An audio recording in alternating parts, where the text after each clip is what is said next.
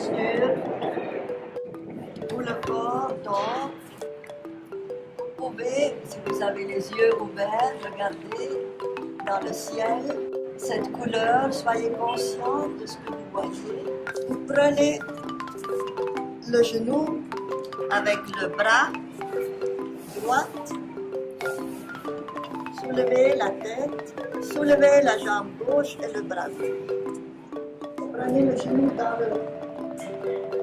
dans le coude et puis relâchez.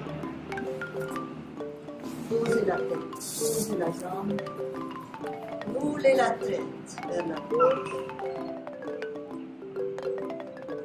ensuite vers la droite. Et on change.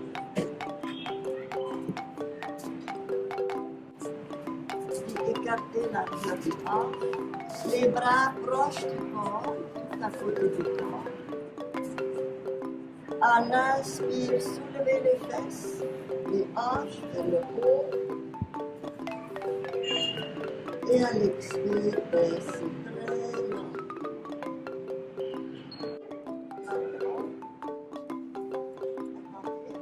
Et respirez, gardez.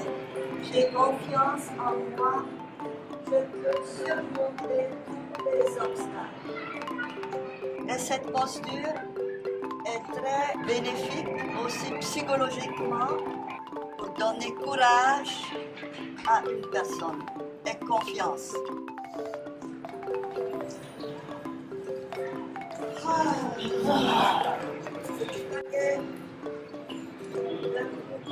Serrez bien et couchez. Relâchez les jambes en haut, les bras en haut. Inspirez et laissez.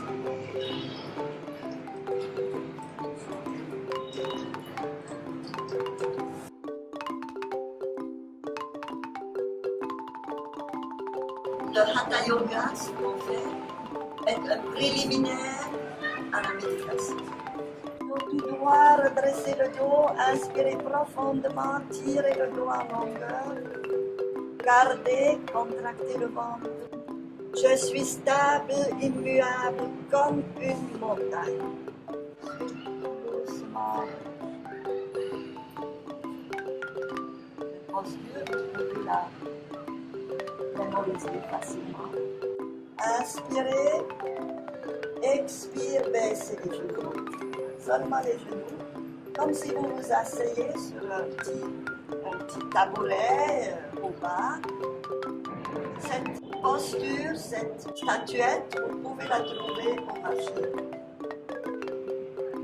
Cette détente est très importante, parce que c'est pendant la détente que le corps fait la guérison.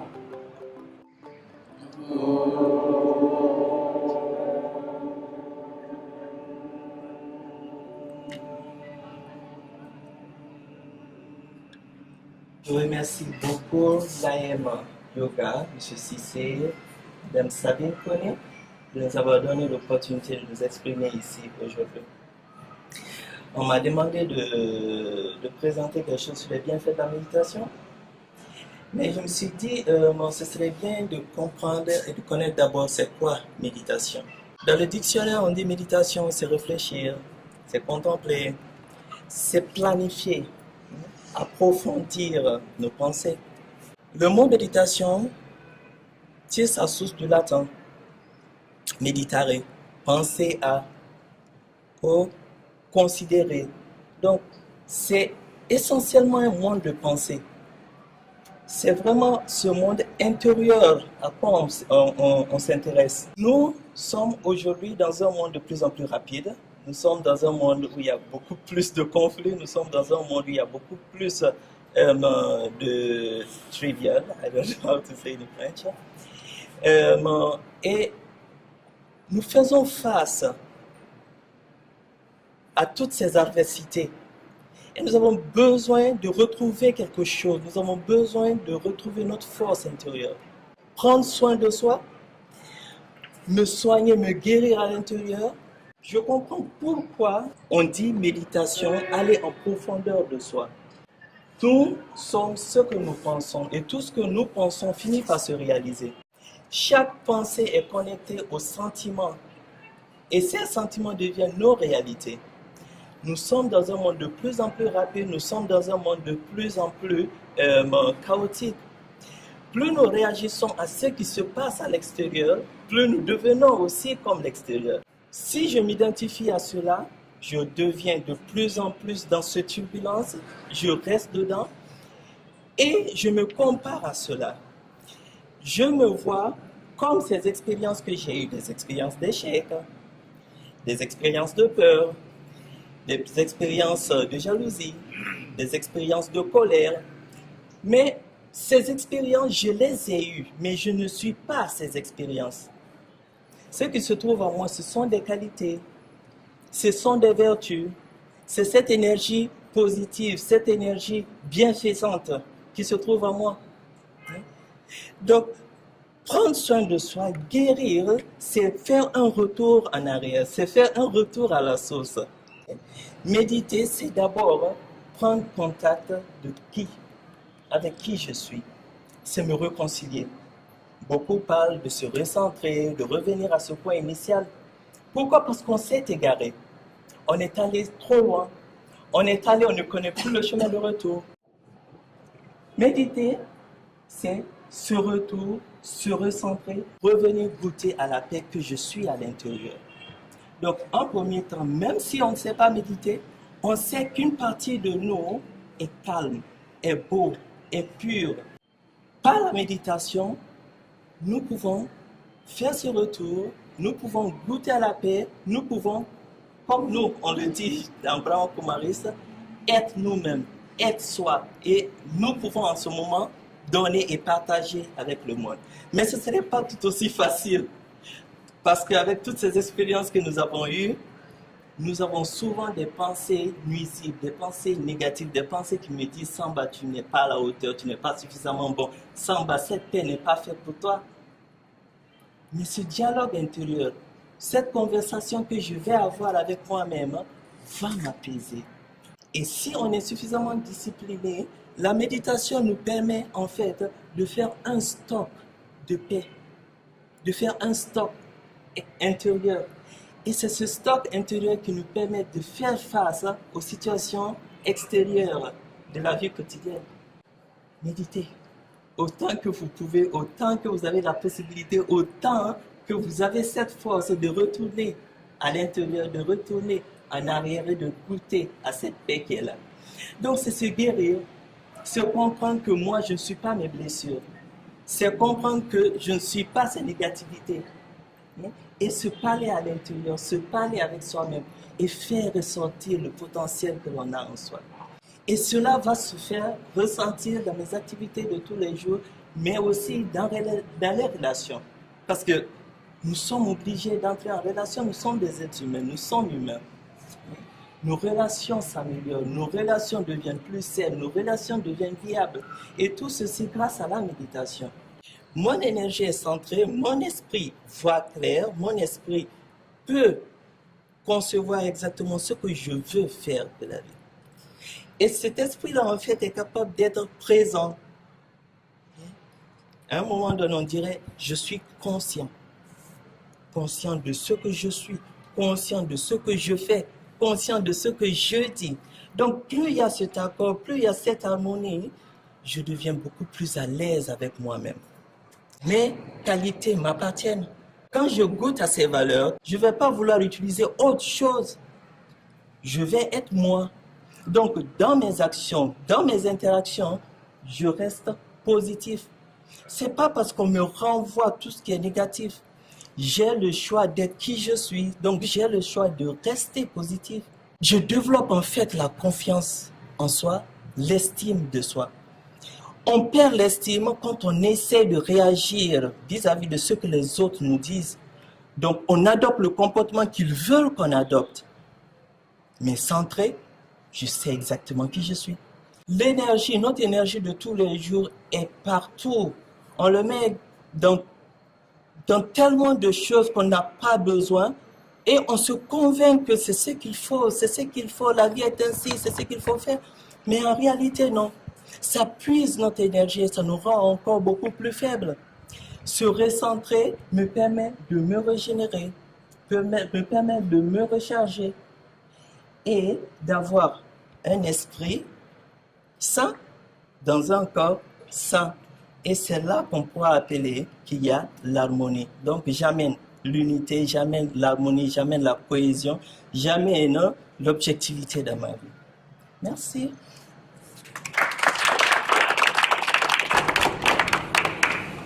Je vais inviter M.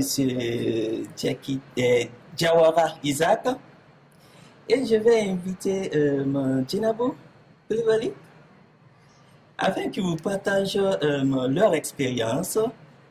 M. Abba est un très ancien, M. Jawara aussi est un très ancien et Djinabo est toute nouvelle, donc on va voir un peu comment elle a pu appliquer, amener tout ceci dans sa vie de tous les jours. Et je commence par M. Abba. Moi, j'ai rencontré le Raja Yoga parce que je cherchais le Hatha Yoga. En réalité, ma demande à l'époque était comment faire pour mieux gérer ma colère, mon stress. J'étais particulièrement une personne très colérique, très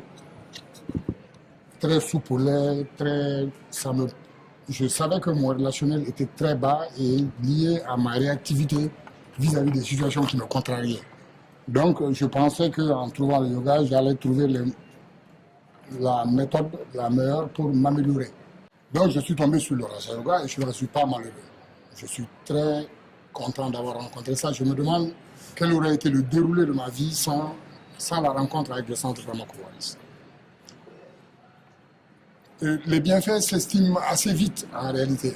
Mais ça a commencé par est-ce que ce n'est pas une secte? Est-ce que c'est conforme? Est-ce que c'est compatible avec la religion? Est-ce que...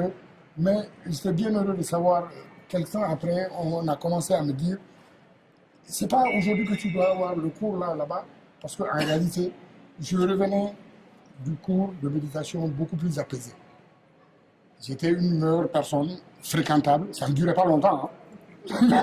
Mais ça durait le temps d'après mon cours. Et à force de faire, je crois que je suis devenu une meilleure personne et je suis très heureux de pouvoir fréquenter le centre et j'imagine avec beaucoup de difficultés ne pas continuer à le faire. Merci.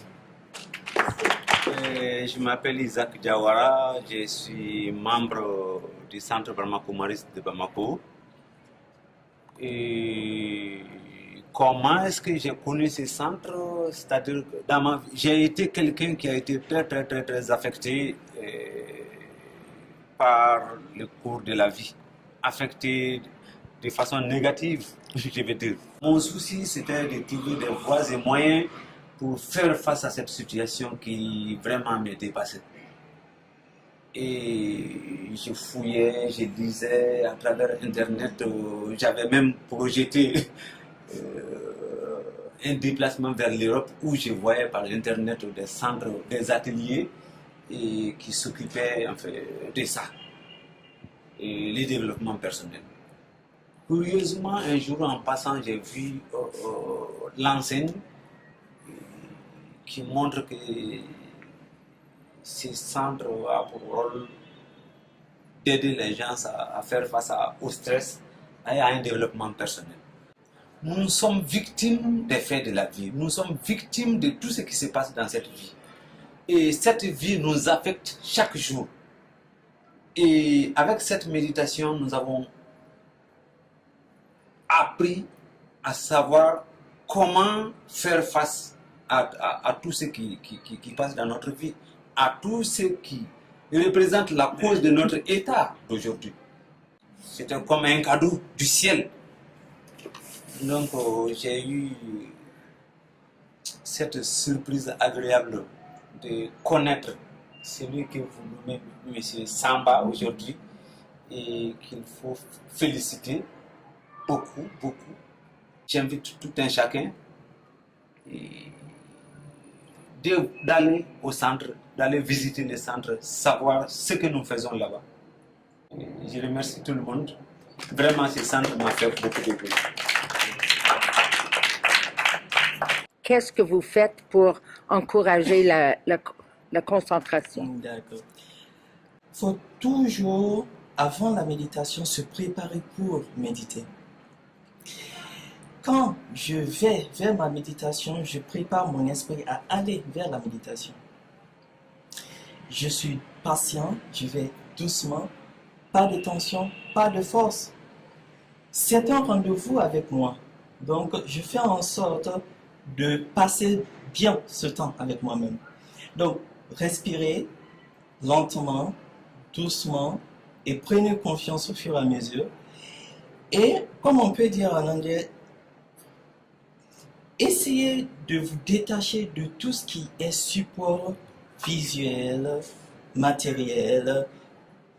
Éliminez les pensées que vous aviez avant de venir, mais aussi éliminer les pensées que vous pensez aller après votre méditation. J'ai tel rendez-vous, j'ai ceci ou cela. C'est un peu se projeter dans le futur. Non. Au fur et à mesure que vous allez, au fur et à mesure, vous créez ce moment présent, cet instant présent. Quand vous méditez, vos pensées sont là dans toutes les directions. Comme un cheval sauvage, vous devez apprendre à dompter. Comment? En vous parlant comme un enfant. Et qu'est-ce qu'il y a? Oh, vous parlez à vous-même et vous vous dites, oui, peut-être cette pensée est importante, mais ce serait après ce rendez-vous que j'ai avec moi-même. Et là, comme je disais, ce dialogue avec vous-même, c'est parler à ces pensées. Identifiez les pensées qui vous viennent à l'esprit. Est-ce que ce sont des pensées positives? Oui, vous avez eu un bon moment. Est-ce que c'était vos qualités que vous avez exprimées? Ou bien c'était des pensées de procrastination, des pensées de gaspillage, je veux faire ceci, mais des pensées de peur, des pensées de limitation. Ou ce sont des pensées négatives. Cette personne m'a dit ceci, m'a fait cela et je vais aussi réagir ainsi. Et en se tournant vers l'intérieur, en laissant de côté tout ce qui est extérieur et même les sons, vous allez au fur et à mesure sentir que la paix s'installe.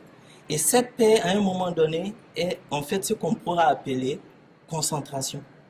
Et même si vous n'arrivez pas à méditer 5, 10, 15, 20, 30, 1 heure de temps comme des anciens, c'est pas grave, c'est l'expérience qui compte. Le peu de temps que vous allez passer avec vous-même va éveiller un sentiment de satisfaction, un sentiment de contentement. Et ce contentement-là va vous donner du courage un autre jour, un autre jour, un autre jour, de vous asseoir sur peut-être une longue période, mais aussi animer cet engouement, cet enthousiasme, cet amour.